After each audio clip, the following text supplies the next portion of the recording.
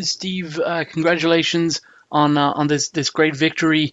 Frank Mir was a whole lot harder than I think anybody expected in terms of an opponent for you. He was surprising in areas, um, but like brother Nazim would say, this ain't a new walk. It's nothing new I haven't seen. So we got in there, made the adjustments, and did what we had to do. He was so much bigger than you. I think he came in 70 pounds heavier. Could you feel that weight in the clinch? Could you feel that and also that great grappling skill that he takes over from the mixed martial arts world when you're in close? Could you feel that the size and the grappling and everything like that? Oh yeah, indeed. He grip you up real tight. But after I think after like the third round, it was kind of like he was kind of like beat, and I was able to walk him backwards. But still, no, you can feel the girth. His girth was on me, so I had to lean and work, do my best. But you still get some good shots in. But man, that dude is big. Great. Thank you. Next up, Gabriel Gonzalez. Hey, Steve, can you hear me? Yes, sir. Steve, my first question, and I asked Frank this, what was the experience like for you backstage? Because here from watching it, there's about an hour of music that we're listening to. Are you hearing all of that while you're waiting to walk out? What was the experience for you back there? We're watching it on the television. We kept getting told we're coming out at this time. Then it's 15 minutes later. Then it's 2 hours later, and it's like an hour later. And we're like, what? We're already wrapped up, started warming up. Then the girl comes back and says, 45 minutes. And we're like, what in the world? It's different, it's different because it's entertainment. It's way more entertainment than just boxing alone. So it's something that we'll take getting used to if I fight again. But and I'll be ready for it next time if I fight again with Triller. But it was a bit uncomfortable because when you're ready to rumble, you're ready to rumble. To ask you one final one, I feel like there's sometimes a bit of this rivalry, the boxing guys versus the MMA guys. Frank coming over, I mean, what do you say about the way he represented for the MMA fighters in terms of crossing over a little bit? No, I mean, he represented beautifully, as a champion, as a champion should. That's a challenge. He saw a challenge. He wanted to take it, and he did. He did that. He gave his best effort. He landed a couple good shots. Shooting the last round, he caught me with a body shot. I was like, woo. He is hard. He's in good condition and to be that big. My hat goes off to Frank, man. He's a standout guy. I love his family. Got to meet his family and talk to him. We have so many similarities in our family, and man, I got mad respect for Frank. Next up is Jeremy York. Good to meet you, Steve. Congratulations on the win. Thank you, sir. I'll kind of ask it in a two-part. What goes into preparing for such an unorthodox opponent like Frank, who comes from a completely different, side of combat sports? And also, is there something on the horizons or somebody maybe you want to face off with next, whether it be Triller, whether it be any of the other forms of combat? What goes into training for a guy like Frank? Just keeping it true to form. That I've been doing this 20 years.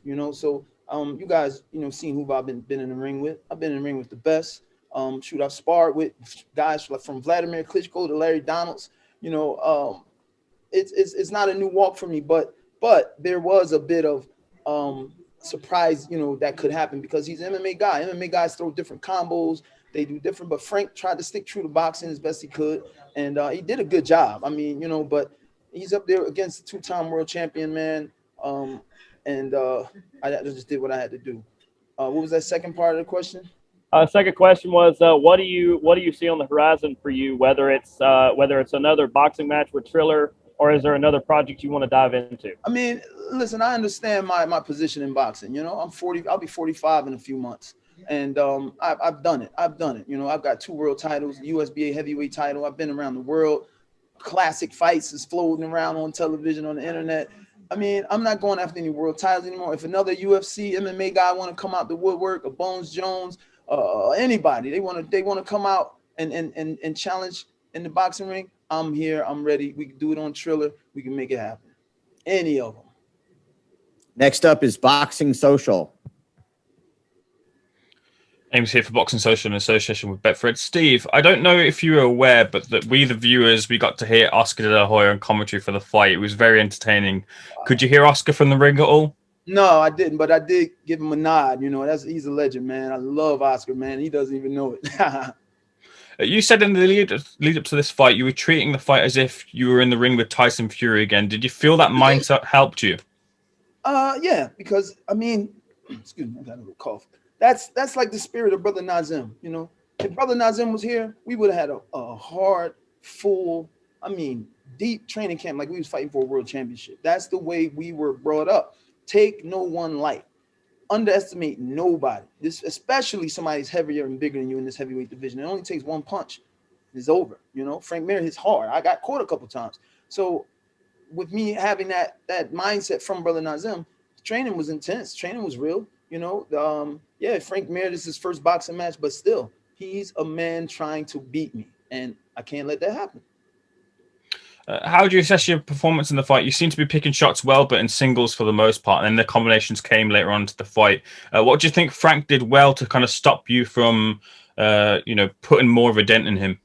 I mean, he had this, like, you know, he would rush in with his punches.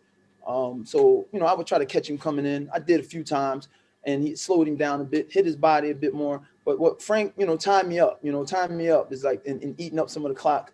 Like, hey, woo, bro, you know, and I mean, what else could he do? You know, I'm ready for the world, you know. In comparison, you've got this win. In comparison to the rest of the career of your career, where do you rate this win? I mean, this was a good win for me because I had 3 years off. You know, this is my first fight in 3 years, you know.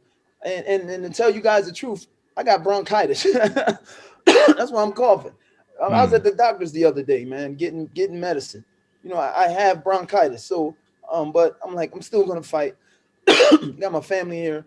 I push. I'm a warrior. I'm a champion, you know, and where I rank it, I mean, it was a good fight. It was good. You know what I mean? It was good to get back in there and see me go to action. But I mean, really, let's keep it real. Frank Mir's not a boxer. You know, he's an MMA guy, and but he did his best. You know, so I can't rank this high, but the stage is a big one. You know, this Triller stage is awesome.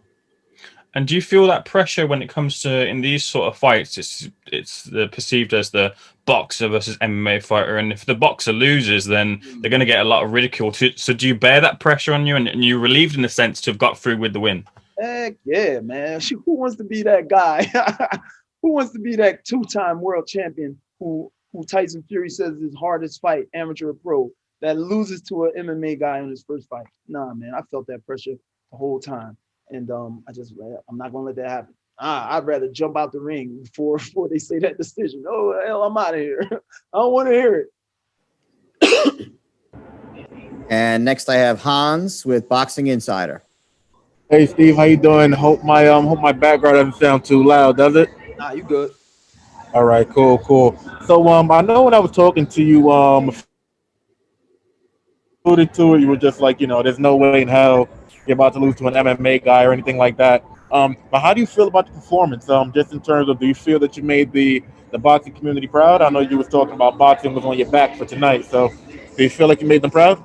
I think so. I mean, yeah. My plan was, it wasn't to come out here and blow him out the water and kill him. You know, I have compassion. You know what I mean? I wanted to do what we did. You know, hit his body, test his body, slow him down because he's big. Catch him with some clean shots coming in because we knew after a while he was just going to have to jump in and just work the jab a little bit and just have fun. You know, this is a huge stage. I want the world to see me again, you know, so I didn't mind going around. It wasn't about stopping Frank Mir. You know what I mean? I know people wanted me to kill him, but no, it wasn't about stopping him. It was just about me, you know, picking my shots and just having fun.